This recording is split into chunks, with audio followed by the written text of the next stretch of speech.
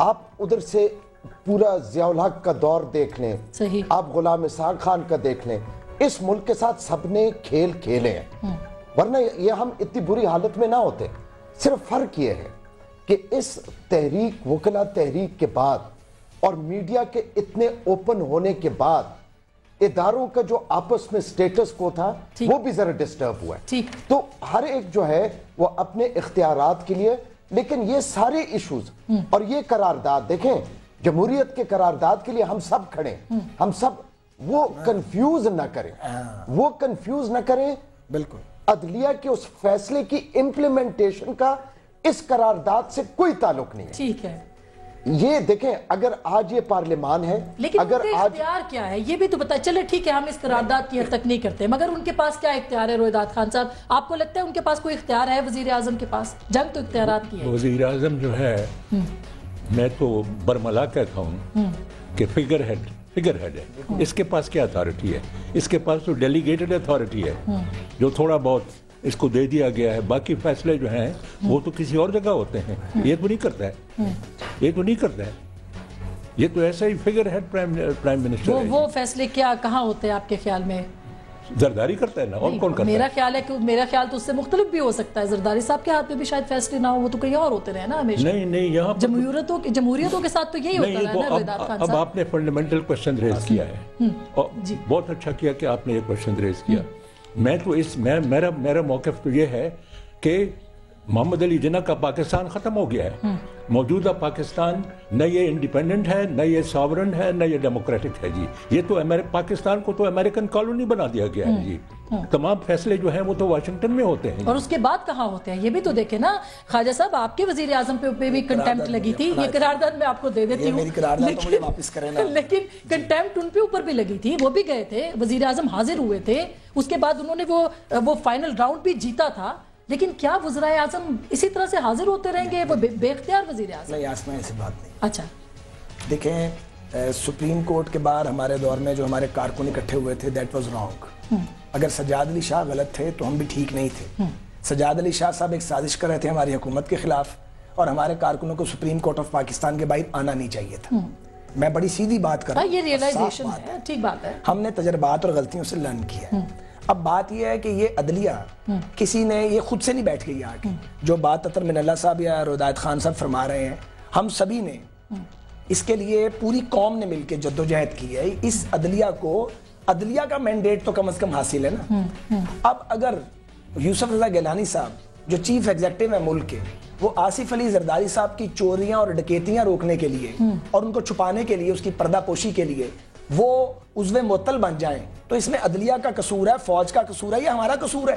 ایک آدمی, اچھا خاصا معزز آدمی, ایک بڑے نامی گرامی گھرانے کا, بطور سپیکر قومی اسمبلی گیلانی صاحب کی بڑی کارکردگی تھی.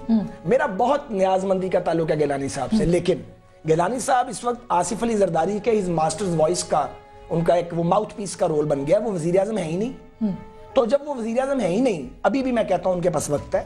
ہم میں سے کوئی خوش نہیں ہے کہ ان کو نوٹس ملا ہے, وہ انہیں جانا چاہیے سپریم کورٹ میں, اپنی پوزیشن کلیئر کریں اور عدالت عظمیٰ کے احترام. دیکھیں اگر آپ ججوں پر حملے ہی کرتے جائیں گے, آپ زبردستی ان کو پارٹی اسٹیبلش کرنے کی کوشش کریں گے. ایک تو یہ بات. دوسرا جو آپ نے بات کی ہے, اس قرارداد کو اگر پورا پڑھا جائے تو اس میں بڑا واضح ہے ہم فوجی بالادستی کے مخالف ہیں, مزاحمت کرتے ہیں. کل آپ کے وزیر اعلیٰ نے کہا ہے کہ ہم معذرت کریں وزیر اعظم. ان کی رائے تھی, وہ شہباز شریف صاحب میرے لیڈر ہیں, وہ پارٹی پالیسی نہیں تھی. میں آپ کے پروگرام میں لائیو کہہ رہا ہوں, لیکن وہ سی ایم بھی ہے. سن لیں ایک منٹ. خواجہ آصف صاحب نے ایک اور ٹی وی چینل پہ ہماری پارٹی پوزیشن کلیئر کی ہے. دیکھیے بارہا ایسا ہوتا ہے کہ ہم کوئی اپنی ایک رائے رکھتے ہیں اور وہ رائے ہم دیتے ہیں, مگر پارٹی پالیسی بڑی کلیئر ہے. اور جو اعلامیہ چند دن پہلے پی ایم ایل این نے 2 اعلامیہ جاری کیے ہیں, دونوں آپ نے پڑھے ہیں, اس میں ہم نے کیٹیگوریکلی کہا ہے کہ جیسے آئی ایس پی آر کا ایک پریس ریلیز آیا ہے, ہم نے اسے ناپسند کیا ہے. آئی ایس پی آر کا کام یہ نہیں ہے. لیکن مجھے آپ ایک بات بتائیں, وزیر اعظم صاحب کو یہ زیب دیتا ہے کہ فوج کے سربراہ چین گئے ہوئے ہیں اور وہ ایک چائنیز اخبار ہی کو کہہ دیں کہ یہ ان کانسٹیٹیوشنل کام کر رہے ہیں. اگر آپ نے ان سے کوئی سرزنش بھی کرنی ہے, لیٹ ہم کم بیک. ان سے بات کریں آپ.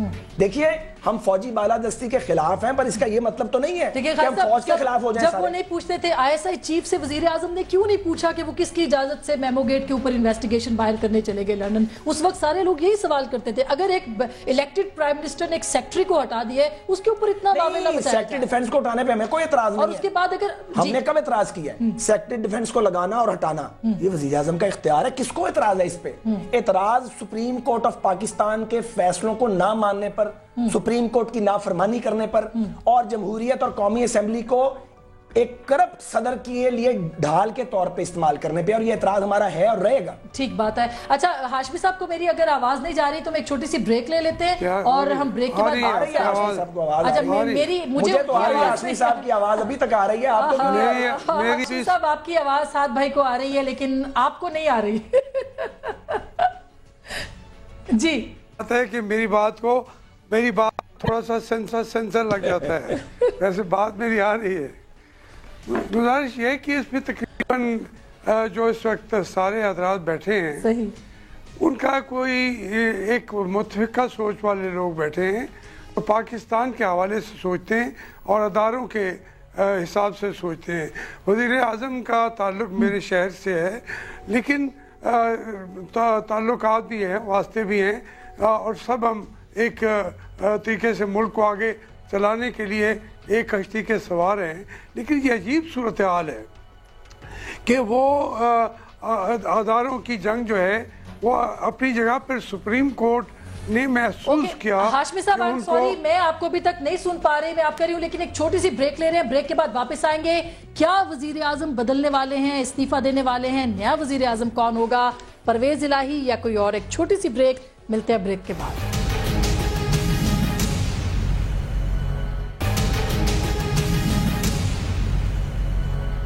ویلکم بیک ناظرین, ایک دفعہ پھر آپ کو خوش آمدید کہتے ہیں. پی ایم ایل این اور پاکستان پیپلز پارٹی اتحادی جماعتوں کے مذاکرات ناکام ہو چکے ہیں اور جو قرارداد ہے اس کے اوپر ڈیڈ لاک ہے ابھی تک, اور یہ مذاکرات اس طرح بھی ناکام ہوئے ہیں کہ جو تحریک میں ترمیم پیش کی گئی ہے وہ صرف اللہ کی حاکمیت کے حوالے سے تھی اور وہ پیپلز پارٹی نے منظور کی ہے. پیپلز پارٹی نے جو باقی ترمیم تھی وہ مسترد کی ہیں. اس پہ ہم سعد رفیق صاحب سے دوبارہ بات کرتے ہیں. سعد بھائی, یہ کون سے آپ نے جو سوالات تھے یہ اٹھائے تھے, باقی جو ترامیم تھی وہ کون سی تھی جو ریجیکٹ ہوئی ہیں؟ ابھی مجھے اجازت ہے پڑھ دو. جی پلیز پڑھ دیجئے. جو نہیں مانی گئیں ابھی یہاں بیٹھی خبر آئی ہے وہ ہم نے یہ کہا تھا کہ in this regard calls upon the government to immediately implement in letter and spirit all previous resolutions of parliament and all decisions of the superior judiciary and to ensure that all administrative actions are strictly in accordance with the constitution and the law for smooth functioning of all state institutions. یہ انہوں نے نہیں مانی. ٹھیک.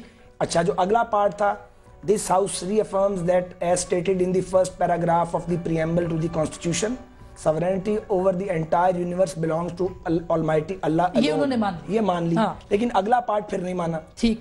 وہ ہم نے کہا تھا کہ finally this house emphasizes that the best guarantee for the strengthening of democracy is the successful resolution of the problems of the people of Pakistan by democratic institutions through dedicated, selfless and corruption-free services for the welfare of the common man.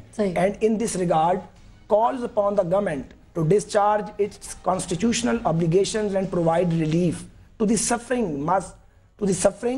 masses by devoting all energies and efforts to improve governance, eliminate gas and electricity load shedding, control inflation, create employment opportunities and put the country back on the path of self-reliance economic growth. ٹھیک بات ہے. اس کا مطلب ہے کہ تین چیزیں انہوں نے یہ بھی نہیں مانا کہ سپریم کورٹ کے فیصلے پر عمل درآمد کریں گے, یہ بھی آپ کی ترمیم آئی تھی, اور یہ بھی آئی تھی کہ جو پولیٹیکل ڈسپنسیشن ہے اس کی جگہ ڈیموکریٹک پروسیس ہوگا, جمہوری نظام. ایک اور بڑی امپورٹنٹ سوال ہے, پھر میں خان صاحب کے پاس آؤں گی. پریزنٹ ڈیموکریٹک ڈسپنسیشن کی جگہ ہم نے کہا تھا پولیٹیکل پروسیس, ڈیموکریٹک پروسیس, اور وہ انہوں نے نہیں مانا. انہوں نے کہا جی یہ ہونا چاہیے. اچھا, دوسری بات یہ کہ آپ نے یہ کہا کہ آپ کو ٹرسٹ نہیں ہے. This house endorses and supports the efforts made by the political leadership for strengthening democracy and reposes full confidence and trust in them. آپ نے ان کے اوپر عدم اعتماد کا اظہار کیا ہے یہ کہتے ہوئے کہ ہم یہ ان کو سپورٹ نہیں کرتے, اس لیڈرشپ کو, پولیٹیکل لیڈرشپ. کیونکہ اس میں کس کو سپورٹ کرتے ہیں؟ جی میں عرض کرتا ہوں, بڑا اس میں اسی میں کیچ تھا ان دو جملوں میں، کیونکہ آپشن 6 جو سپریم کورٹ آف پاکستان نے دیا ہے یہ اس پہ ہم سے ووٹ لے کے یونانیمس ریزولوشن کرا کے سپریم کورٹ کے آگے لے کے جانا چاہ رہے ہیں، جبکہ جو کھلواڑ جمہوریت کے ساتھ اس پولیٹیکل لیڈرشپ نے کیا ہے اس کے بعد انہیں یہ حق نہیں ہے کہ ہم ان کو ان 2 سطروں پہ ووٹ دے کے اسٹرینگتھن کریں اور ان کی جمہوریت کے لیے جدوجہد اور خدمات کو تحسین پیش کریں کی ہیں، لیکن 4 سال میں تباہی جو انہوں نے کی ہے اس کا ذمہ دار کون ہے؟ ٹھیک بات ہے. اچھا روہیدات خان صاحب، لیکن کیا کرے یہ حکومت کدھر جائے؟ آپ مجھے بتائیں پولیٹیکل پروسیس کے اوپر، لیڈرشپ کے اوپر اعتماد کرنے کو کوئی تیار نہیں ہے. دیکھیں نا جی، یہ آپ نے خود کہا کہ یہ فائنل راؤنڈ ہے، اس میں فیصلہ ہو جانا. اس پولیٹیکل یہ تو بالکل ایرانک بات ہے جی، کرول آئرنی ہے کہ آپ کہہ رہے ہیں کہ یہ پولیٹیکل لیڈرشپ جو ہے انہوں نے سٹیپس لیے ہیں for strengthening democracy. Is this the way to strengthen democracy کہ آپ ایک فعال supreme court which now stands tall اور لوگوں کے عوامی طاقت سے وہ آئی ہے اس کو آپ اپوز کر رہے ہیں؟ اس سے ڈیموکریٹک پروسیس جو ہے وہ آگے جائے گا اور اس کا کریڈٹ دینا چاہیے اس پولیٹیکل لیڈرشپ کو. نو، انہوں نے یہ تو مخالفت، یہ تو جمہوریت کو تباہ کر رہے ہیں by opposing this supreme court. ایک ادارہ ہے جو کہ بالکل فعال ہو گیا. سپریم کورٹ جو ہے اصغر خان پٹیشن نہیں لیتی، یہ بھی تو وہ بات کرتے ہیں نا، وہ کہتے ہیں جی وہ اصغر خان کی آئی جے والی پٹیشن سپریم کورٹ نہیں لیتی. وہ اور بات ہے، سپریم کورٹ اپنی پسند کا انصاف اس کا مطلب نہیں، یہ جو اب سپریم کورٹ یہ کر رہی ہے کہ تم ان کو خط بھیجو سوئس کورٹ کو، NRO کو جو اسٹرائک ڈاؤن کیا ہے تو غلط کام کیا ہے سپریم کورٹ نے، بالکل ٹھیک کیا ہے. بدنام زمانہ، رسوائے زمانہ لیجسلیشن تھا، it had to be struck down جی. اب اس کے بعد یہ ہے کہ ان کا ڈائریکٹو ہے سپریم کورٹ کا، سپریم کورٹ کی ڈائریکٹو کو آپ کے لیے ماننا پڑے گا، آپ کو کمپلائی کرنا پڑے گا، آپ کو obey کرنا پڑے گا، whether you like it or not. آپ رو رہے ہیں یا آپ ہنس رہے ہیں، makes no difference. یہ کیوں نہیں کر رہے ہیں؟ اس قسم کی پولیٹیکل لیڈرشپ کو کیسے ہم کہہ سکتے ہیں کہ یہ جو ہے یہ ڈیموکریٹک پروسیس کو انکریج کر رہی ہے؟ لیکن اطہر من اللہ صاحب، ہر جو بھی پولیٹیکل حکومت آتی ہے اس کے حوالے سے اسی طرح کی باتیں آ رہی ہیں. کل وزیر اعظم ہوں گے نواز شریف، ان کے بارے میں بھی ایسی باتیں ہوں گی. عمران خان، کیا اس وقت پاکستان کی ابھی لوگ یہ کہہ رہے ہیں کہ فائنل مومنٹس ہے کہ فیصلہ ہو جائے کہ سیویلین رول ہوگا کہ نہیں ہوگا؟ نہیں، یہ فائنل نہیں، ایسے نہیں. کیسے ہوگا؟ نہیں ایسے نہیں. آسما ایک منٹ بول لوں میں آپ کی جیسے، میں صرف 2 جملے. پاکستان کے سیاستدان اگر یہ چاہتے ہیں کہ پاکستان کی اسٹیبلشمنٹ ان کے کنٹرول میں آ جائے، اس کا ایک ہی طریقہ، کوئی شارٹ کٹ نہیں ہے، اور وہ یہ ہے کہ جب وہ منتخب ہو کے ایوانوں میں آ جائیں اور حکومت میں آ جائیں تو وہ لوٹ مار نہ کریں، وہ ایک ٹرانسپیرنٹ حکمرانی دیں، تب وہ اس کے قابل ہوں گے اور اس کے اہل ہوں گے اور یہ حقدار ہوں گے کہ قوم کے تمام سیویلین طبقات ان کو سپورٹ کریں. تو اس کا مطلب ہے، اچھا میرے ساتھ، میں آپ کے پاس آتی ہوں سر، آئی ایم سوری تیسری بار ہو رہا ہے، لیکن عظمیٰ بخاری سے میں بات ہوں کہ بریک سے پہلے پیپلز پارٹی کا ورژن لینا بہت ضروری ہے. عظمیٰ، آپ کو کیا لگتا ہے وزیر اعظم سیاسی شہید بننے کے لیے تیار ہیں؟ دیکھیے آسما، پہلے تو میں نے بہت ساری باتیں آپ کے پروگرام میں سنی اور بڑا ایک لرنڈ پینل ہے آپ کے ساتھ اس وقت، اور انفارچونیٹلی میں وہاں تو نہیں ہوں، لیکن بہت ساری باتیں جس پر رسپونڈ کرنا ضروری ہے.